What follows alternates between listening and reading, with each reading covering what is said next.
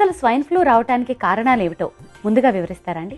ఈ swine flu అనేది ఒక వైరల్ ఇన్ఫెక్షన్.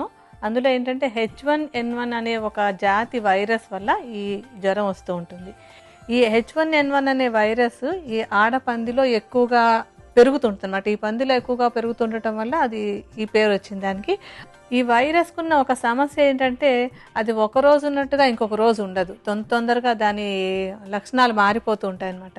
అలా మారిపోతూ ఉండడం వల్ల దాని నుంచి వచ్చేటువంటి లక్షణాలు గుర్తించడం కానీ లేకపోతే దానికి ఒక మందు తయారు చేయడం కానీ కష్టమైపోతుంది. అందువల్లనే ఈ మధ్య అంతా చూడండి చాలా అందరూ హడావిడి పడిపోయాం. బాగా తొందరగా స్వైన్ ఫ్లూ వచ్చేస్తే తొందరగా ఇన్ఫెక్షన్ పెరిగిపోతుంది, దాన్ని తగ్గించుకోలేము, చచ్చిపోతామేమో అన్నంత భయం అంతా ఎందుకు పెరిగిందంటే తొందరగా దానికి ఒక మందు కనిపెట్టడానికి కష్టం అవటం వల్ల. రోజుకో రకంగా మారుతుంటే అది ఎలా మారుతుందో తెలియదు కదా మనకి.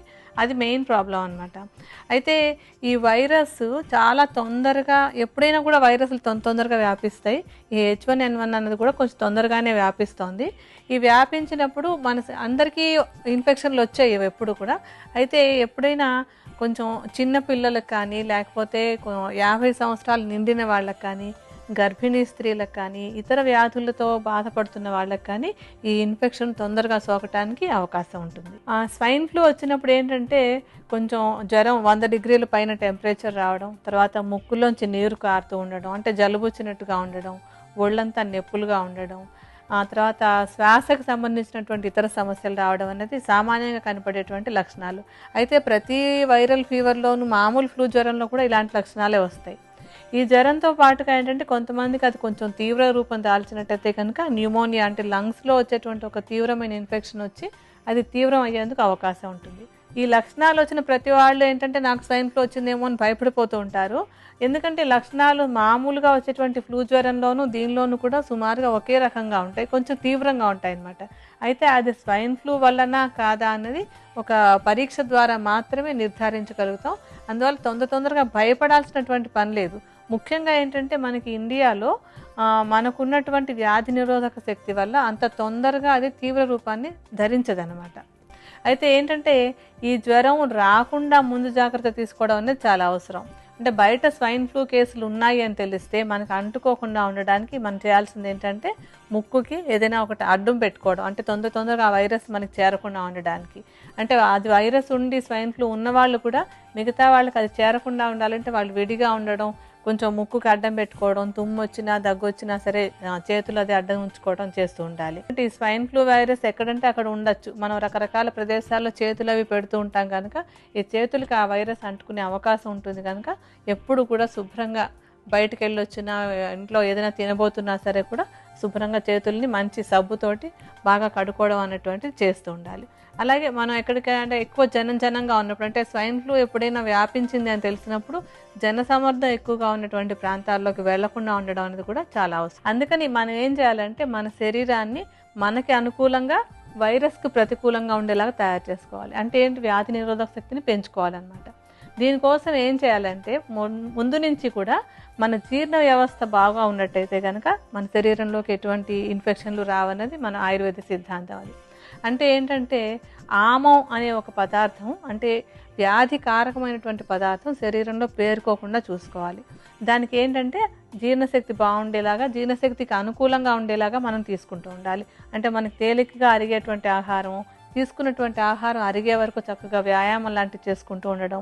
అలా చేసినప్పుడు శరీరంలో ఎటువంటి వ్యాధికారకమైనటువంటి పదార్థం పేరుకోకుండా ఉంటుంది.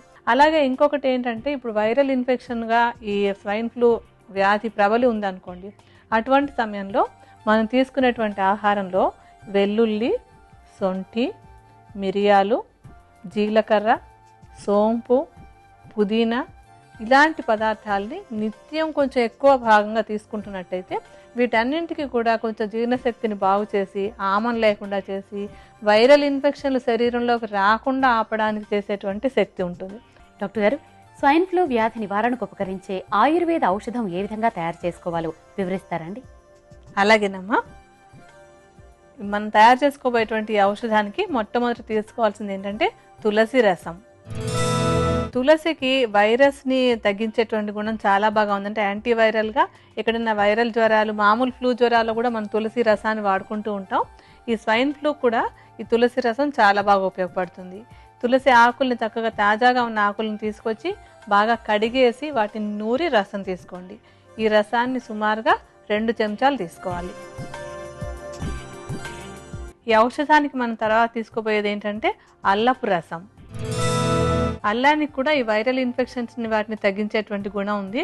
అలాగే నేను ఇందాక చెప్తూ వచ్చాను, మీకు జీర్ణశక్తి బాగుండాలి, ఆమం లేకుండా ఉండాలి అంటే శరీరంలో వ్యాధికారకమైన పదార్థాలు నిల్వ ఉండకుండా కూడా చూసుకోవాలి అని చెప్పి.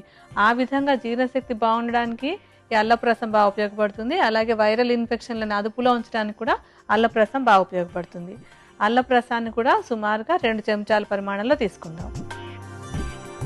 తర్వాత తీసుకోవాల్సినటువంటిది పుదీనా రసం. పుదీనా కూడా అలాగే ఏంటంటే వైరల్ ఇన్ఫెక్షన్లు తగ్గించడానికి బాగా ఉపయోగపడుతుంది. అలాగే జీర్ణశక్తి మెరుగుపరచడానికి కూడా బాగా ఉపయోగపడుతుంది. పుదీనా ఆకుల్ని చక్కగా కడిగేసి నూరి ఆ రసాన్ని తీసుకోవాలి. ఈ రసాన్ని కూడా సుమారుగా 2 చెంచాల పరిమాణంలో తీసుకోండి. తర్వాత మూలిక దాల్చిన చెక్క. ఇందులో మనం తీసుకున్న ప్రతి మూలిక కూడా వైరస్ని తగ్గించడానికి, జీర్ణశక్తిని పెంచడానికి బాగా ఉపయోగపడేటువంటి మూలికలు. ఈ దాల్చిన చెక్క చూర్ణాన్ని సుమారుగా ఒక 1/2 చెంచాడు పరిమాణంలో తీసుకోవాలి. తర్వాత మనం పసుపుని తీసుకుందాం. పసుపుని సుమారుగా ఒక 1/4 చెంచాడు పరిమాణంలో తీసుకోవాలి. పసుపు అందరికీ కూడా తెలిసినటువంటిది, వైరల్ ఇన్ఫెక్షన్ని బాగా తగ్గిస్తుంది అన్నది. మనం ఫ్లూ జ్వరాల్లో కూడా దీన్ని వాడుకుంటూ ఉంటాం. ఒక 1/4 చెంచాడు పసుపుని తీసుకుని ఇందాకటి చూర్ణాల మిశ్రమంలో కలుపుకుందాం. తర్వాత తీసుకోవాల్సినటువంటిది యాలక్కాయలు. యాలక్కాయలను కూడా చక్కగా మెత్తటి చూర్ణంలా చేసేసుకోండి. ఈ చూర్ణాన్ని ఏంటంటే కొంచెం మరీ 1/4 చెంచా కంటే కూడా తక్కువగా ఒక 2-3 చిటికలుగా తీసుకుంటే సరిపోతుంది.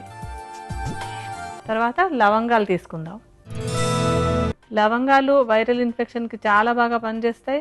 అలాగే ఇందులో వచ్చేటువంటి ఆ శ్వాసకోశ సంబంధమైన ఇన్ఫెక్షన్లకు కూడా లవంగాలు చాలా మంచి ఔషధంలో పనిచేస్తుంది. జీర్ణశక్తిని బాగు చేస్తుంది. అన్ని విధాలా మంచిదైనటువంటి లవంగం ఇది. ఈ లవంగాలను కూడా ఊరికే ఒక 3-4 చిటికల పరిమాణంలో ఈ ఔషధంలో మనం వాడుకోవాలి. తర్వాత తీసుకోవాల్సినటువంటిది ఏంటంటే సైంధవ లవణం. సైంధవ లవణం కూడా కఫహరంగా బాగా పనిచేస్తుంది. అలాగే జీర్ణశక్తిని మెరుగుపరచడానికి, ఇంకొకటి ఏంటంటే ఔషధం తొందరగా శరీరంలో వ్యాపించేటట్టుగా చేయడానికి కూడా ఈ సైంధవ లవణం బాగా ఉపయోగపడుతుంది. సైంధవ లవణాన్ని కూడా ఒక 3-4 చిటికల పరిమాణంలో తీసుకుందాం. ఇప్పుడు మన ఔషధానికి కావాల్సినటువంటి అన్ని మూలికలు సిద్ధమైపోయాయి. వీటిని ఇప్పుడు బాగా కలుపుదాం. ఈ ఔషధం ఏంటంటే ఎప్పటికప్పుడు మనం తయారు చేసుకోవాలి. ఊరికే చూర్ణాలన్నీ కలిపి మిశ్రమం చేసుకోవడం కాదు. ఎందుకంటే ఈ రసాలన్నీ మనం తాజాగా తయారు చేసుకోవాలి కదా, అందుకని ఎప్పటికప్పుడు చేసుకోవాలి. అయినా కూడా చాలా తేలికైనటువంటిది. ఈ మిశ్రమం అంతా రెడీ అయిన తర్వాత ఏం చేయాలంటే సుమారుగా ఒక 100 మిల్లీలీటర్ల నీరు తీసుకుని ఒక చిన్న పాత్రలో బాగా మరిగించండి.